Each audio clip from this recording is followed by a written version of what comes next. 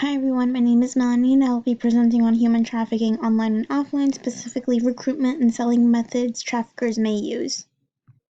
A little introduction to the topic. Trafficking in persons is the acquisition of people by improper means such as force, fraud, or deception with the aim of exploiting them. This includes sexual exploitation as well as labor.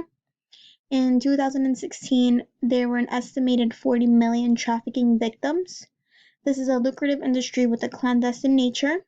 It is a crime that violates human rights. There is no typical victim of trafficking. Men, women, children of all ages and ethnic backgrounds are victims to this terrible crime.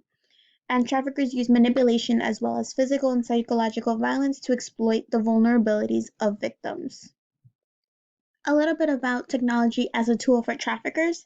The United Nations Office on Drug and Crime argues that organized criminal groups use internet technologies to communicate with one another and conduct their business. For traffickers, the internet is used to recruit and lure victims, as well as sell them. The advances in technology are providing traffickers with more places to hide. Through the internet, they can reach a greater number of victims located anywhere around the world. Distance, location, and time are no obstacles for criminal cooperation, and anonymity is a plus. Their online reputation is completely unrelated to their physical one. Human trafficking online. Regarding recruitment methods, social networks are a method that traffickers use. It helps select vulnerable victims. They can put potential fake job ads, or if they're immigrants, they can pretend that they're legal counsel and they want to help them through immigration assistance. Recruitment through social networks also contributes to victim subjection, in which victims are intimidated through threats. They can be using photos that they have of victims against them. 2. Classified advertisement websites. These include Craigslist and Backpage when it existed. Sections on escorts or modeling can be actually fake ads, and this is how they get victims to enter this potential work. However, it's not work, it is trafficking. There's a case, PP versus Adam bin Kamis, in which an individual used fake names on Facebook and would offer high-income freelance jobs to women, and the purpose was to provide sexual services. However, women had to go through questionnaires and verification processes that were sexually explicit and required them to detail what kind of services they would provide to clients if they worked for this job. They actually also had to strip in front of this person, and the women wanted to work for this agency or for this job. The individual that would post the ad on Facebook would actually go advertise them on Craigslist. Selling on the internet, the dark web, it almost guarantees anonymity to users, and it may only be accessed through a search engine called Tor. Tor does not leave a trace of who is searching these websites, nor does it save the search history. And illicit forums and services are hidden through the dark web. This is why it is so difficult for law enforcement to actually catch people, not only just in human trafficking, but other crimes as well, because of the anonymous nature of the dark web.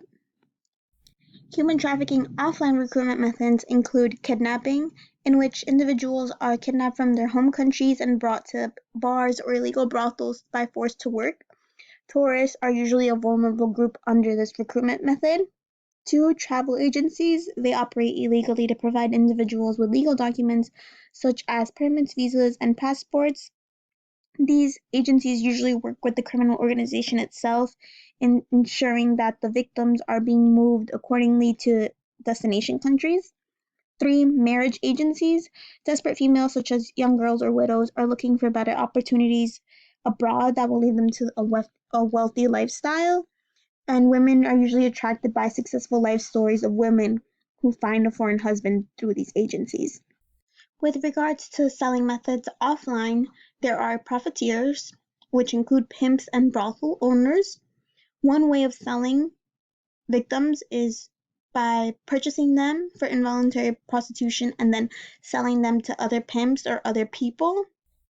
However, there is also times where the victims are kept by the pimps or brothel owners and their services are sold to other people to maximize profits, meaning they might sell illicit massages or sex with other people. One example is the Oman case, and it is State versus MAT et al. It is about a Bangladesh woman that was kidnapped by Omani citizens who pretended to be the police, and when they asked for her identification, they were taking advantage of the fact that she was a foreigner in their country. She was then taken to a hotel where she was robbed and raped. One of the accusers sold her to a third individual, which forced her to have sex with people in exchange for money. And this case just demonstrates both types of selling methods offline. Not only was this woman sold to another person, but then this other person was selling her services for his own benefit. Okay, some of the conclusions are that human trafficking is prevalent both online and offline. The recruitment and selling methods used by traffickers vary regarding if it's online or offline. And there is a link between the internet and human trafficking that exists, and it should continue to be explored further, especially the side of cybercrime and human trafficking. Thank you.